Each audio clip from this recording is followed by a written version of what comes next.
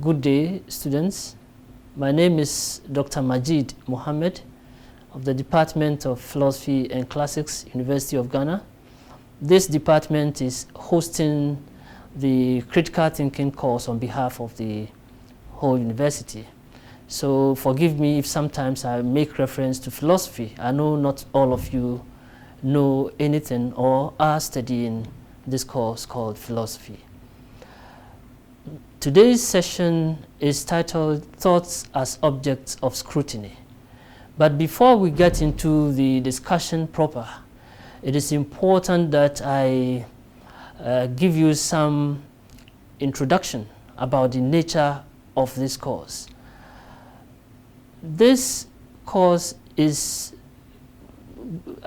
going to be taught in a 13-week period, but the main tool, the prescribed text for this course, is this book, Ugrc 150.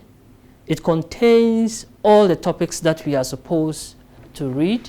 It is also a workbook. What I mean by this is that it has questions and answers that even without instructors, you should be able to answer questions or practice before exam. We recommend that you do this so that you will do well in your exam. This doesn't mean that this is the only thing you have to do. You have to visit the Sakai platform to access the tools that are there. The book contains 13 units, but we shall treat just 7 of them. The first is titled Thoughts as Objects of Scrutiny, which is our business for today. Over there, we shall be interested in speech acts and thoughts. And then we move to session 2, which is about definitions. We shall be interested in clarifying, words or ideas through the provision of definitions. There are types of definition, and we shall discuss them. And then we will move to Unit 3, titled Contrasting Types of Discourse. Here too we are interested in clarity of language, and therefore we shall be interested in how verbal disputes arise and how we can resolve them, that's if possible. And we shall learn the distinction between proverbs and metaphors, and then go ahead to talk about the passages or the types of discourse that we have. Then we will skip Unit 4 and move to Unit 5, where we discuss the normative and the empirical. What does it mean for something to be normative, and what does it mean for a sentence to be empirical? When we are done with this, especially when we discuss the types of law under this unit, we shall move to Unit 6, where the difference between deduction and induction will be addressed. Over here, we shall very much pay attention to deduction, and especially the idea of validity. And then we will move to Unit 7, which is inductive reasoning in the sciences and everyday life. Induction, or the method of reasoning that we call induction or inductive, is very much consistent with scientific reasoning. We shall see why. And then move on to the last unit, which will be Unit 10. This unit is titled Polemical Tricks and Rhetorical Ploys. Very often when people argue, they try to use means to win their arguments by all costs. Such means may not necessarily be good, and the bad ways that people deploy are what we shall call fallacies, and there are types. We are going to discuss them under 3 broad categories. The first is the fallacies of manipulation that manipulate language, and there are those that manipulate data, and finally those that change the subject of discussion. So in a nutshell, this is what we shall be discussing in the semester. So having told you this, I think we are ready to get into the discussion of thoughts as objects of scrutiny. What we need to note is this: as humans, we are thinking beings. But when we think, we express our ideas in the form of language or sentences. But how do we do this? It means that to understand how this is done and how to understand each other, we need to pay attention to certain key items that are to be discussed in this unit. One of them is a sentence, a statement, an interrogative sentence, an imperative, and a declarative sentence. We shall also make mention of emotive expressions and sentence fragments. You will soon see why this should be done. But at the end of the session, we should be able to tell, indeed, what a sentence is and why we think it should be different from a statement. And then an important notion that we will also discuss will be subject, the notion of subject, and then predicate. These are terms that some of you are familiar with in English, but then we shall put this to a good use in this course. We shall also see the difference between interrogative sentences and imperatives and why the two are sometimes connected. And these are some of the things that we are supposed to know by the end of this course. The discussion can start now with the difference between a sentence and a statement. When a sentence is expressed, or when we make a sentence, we utter a sentence which expresses our ideas. Sometimes that sentence might not qualify to be a statement. What we mean by a statement is that it is a sentence that informs us of something. But not all sentences inform us of something. Therefore, if I have a sentence like, the bottle is blue in color, I am informing us of something. And this information could be true or false. So we call this sentence a statement. Essentially, that is the difference between the two. We would like to take these things further. Several examples are given, as you can see. Just pay attention to them. If you say, for instance, that Kofi is going to school, it is a sentence, but it's also a statement as a result of what I just said. Later, we shall see those sentences that are not statements. But if it is a statement, another name for it is a declarative sentence. And every declarative sentence or a statement should have two key components, subject and predicate. The subject of a sentence should be the thing or the person that is being talked about. So in the sentence, all Ghanaians dance, the subject will be all Ghanaians because we are talking about all Ghanaians. That is what is being talked about. Or all Ghanaians as an expression is what we are talking about. But in this same sentence, we have a predicate. A predicate is that part of the sentence that says something about the subject. So if we take our sentence again, all Ghanaians dance. Dance is what we are saying of all Ghanaians. So dance becomes our predicate. All right. And now that we know the subject and the predicate, and several examples are also given in the slides that you are watching, we should be able to proceed to some other things. So now we will talk more about the types of sentence-shaped thought. Types of sentence-shaped thought, these are the ways in which our sentences are expressed. I told you that we shall look at different types of sentence, and that some of them are statements, others are not.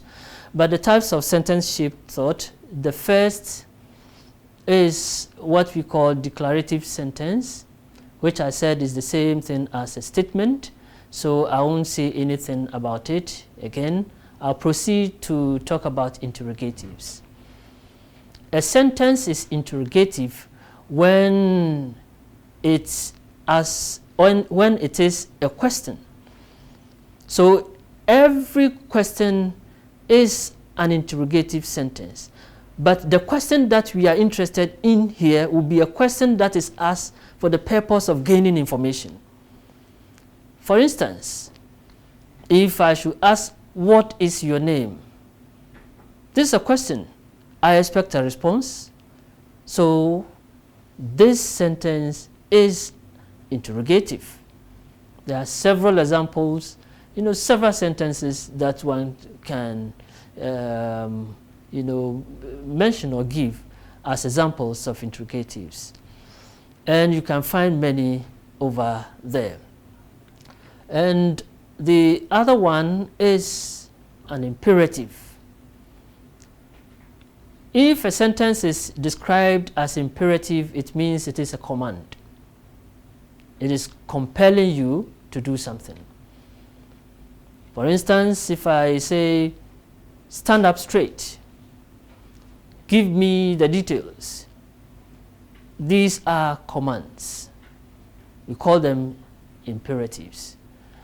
But there is a special case when it comes to imperatives.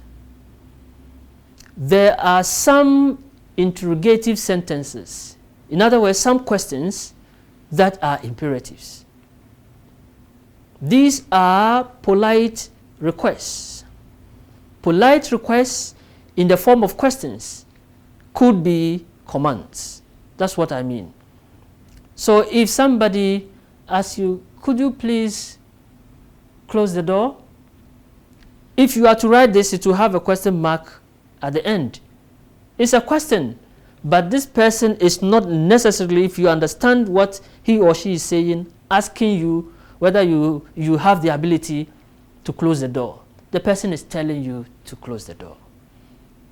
So it's a question, but at the same time, a command. That's why we need to pay attention to explicit and implicit meanings of statements. Explicitly, it looks like a question, but if you think deeply about it, you realize that it is not just a question, but it is also a command. Declarative sentences, we have already talked about them. But we need now to pay more attention to declarative sentences, because there are types. There are types of declarative sentence. The first that we would like to talk about is factual statement. If something is described as factual, it means that we can empirically tell whether it is true or false. But a sentence is factual if it describes the world as it is. So somebody is saying something about the world and saying this is the case. When you look around, you can see this. I have seen that. These are sentences that we can also confirm. So we call them factual sentences or statements. An example is, there are 10 chairs in this room. Ghana is in West Africa. These are things we can empirically establish. Then we have definitions. A definition is any sentence that tells us the meaning of a word. But there are several examples that one can give.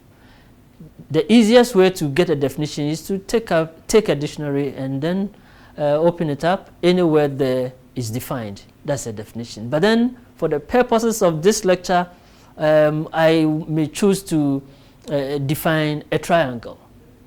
That a triangle is a three-sided figure. This is a definition. All right? Okay. The third item that we need to discuss under the types of declarative sentence will be value judgments. Value judgments are sentences that describe the world as it ought to be. It tells us how good or bad somebody or something is. So if we take any judgment of another person's actions or any situation at all, we are going to have a value judgment. But these value judgments come in two forms: moral value judgments and non-moral value judgments. A moral value judgment is a judgment of right and wrong, usually in terms of morality. So, if I say that it is wrong to steal, I have passed a judgment on the action stealing. This judgment has moral implications because stealing is a moral issue. So this is a judgment. I have said that something is wrong. It's a judgment, it's a value judgment, but it also has something to do with morality.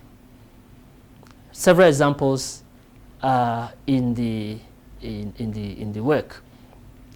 But a non-moral value judgment is a judgment about how good or bad someone or something is, but which is not necessarily said in connection with morality. So I can say that this knife has a good edge. It has a good edge. The word good is there. But I'm not talking about morality. I'm not saying the knife is moral. How is that possible? So goodness or badness can be in moral terms or non-moral terms. That's all this section means. And having said this, there is something that connects very well with value judgments. It's what we call metaphors. A metaphor is another way of expressing a value judgment. If you take a metaphor like the Lord is my shepherd, I shall not want. You don't have to take metaphors literally. The Lord is my shepherd. The Lord cannot be a shepherd. But then there is something, an analogy that we are trying to understand here. What does shepherd connote? Somebody who leads people, guides, protects, and so this is a metaphor. So if you say the Lord is your shepherd, you are judging that he can do something good for you. And what is that goodness? Protecting you. Several examples are also found in this book. I hope that this section is well understood. And from here, we still have to tell the difference between two things that have something to do with the declarative sentences we have discussed above. I mean the types of declaratives we have discussed about above. These are sentence fragments and emotive expressions. Very easy to understand. They are very straightforward. They can be understood in a very straightforward manner. A sentence fragment is an incomplete sentence. Very simple. Any sentence which is incomplete is a fragment. And to write a very good example, if you take any declarative sentence, for instance, Kofi is going to school. If you take the subject out, you have an incomplete sentence. If you take the predicate out, you have an incomplete sentence.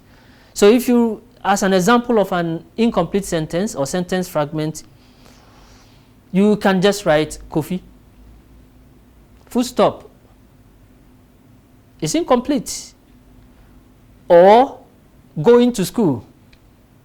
Incomplete. You see? That's what it means. And then finally, emotive expressions.